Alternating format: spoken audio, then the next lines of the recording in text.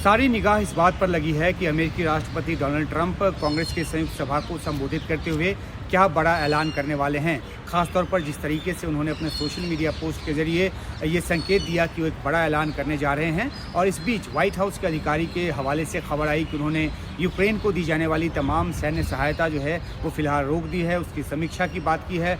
जो संकेत मिल रहे हैं उसके मुताबिक इसे तभी फिर शुरू किया जा सकेगा अगर यूक्रेन के राष्ट्रपति ज़ेलेंस्की जो हैं वो शांति समझौते को तैयार हों रूस के साथ। उधर यूरोप जिस तरह से यूक्रेन के साथ एकजुट हो रहा है, एकजुटता दिखाई है और उसकी हर संभव मदद की बात कर रहा है, ये ट्रंप को और नाराज़ कर सकता है। इस तरह की जानकारी भी निकलकर सामने आ रही है। यूके जैसे देश ने यूक्रेन को सैन्य मदद का ऐलान भी कर दिया है। यूके की जो पीएम है उन्होंने बूट्स ऑन ग्राउंड और प्लेन्स इन एयर इस तरह की बात भी उन्होंने की है। हालांकि वो सीज फायर समझौते की बात की स्थिति है, लेकिन यूरोप के देश ये भी मानते हैं कि अमेरिकी मदद के बिना यूक्रेन की जो सुरक्षा है वो संभव नहीं है।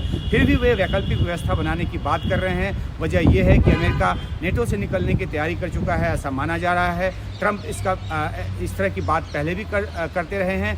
मस्क ने भी ट्वीट के जरिए कह दिया है कि नेटो से निकलने का वक्त आ गया है। जो मस्क हैं वो बिल्कुल राइट हैंड की तरह काम कर रहे हैं, तो उनका बोला जाना, उनकी तरफ से कोई बयान आना माना जाता है कि ट्रंप उस लाइन पर सोच रहे हैं। इसके अलावा ट्रंप यूएन से भी निकलने की धमकी दे चुके हैं।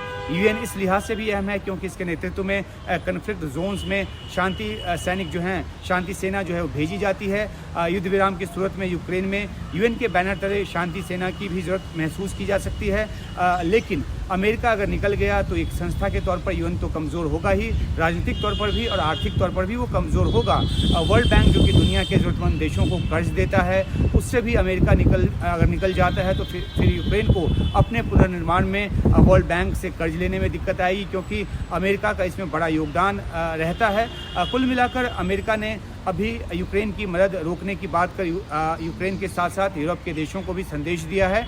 यूरोप के देशों पर टैरिफ की तलवार तो ट्रंप पहले से ही लटका कर उन्होंने रखा हुआ है और नेटो जैसे संगठन से निकल जाने की बात कर निकल जाने से रूस के सामने जो यूरोप है और अधिक एक्सपोज्ड रहेगा। किसी भी हमले की सूरत में या किसी भी सैन्य खतरे की सूरत में उसे भारी नुकसान उठाना पड़ सकता है।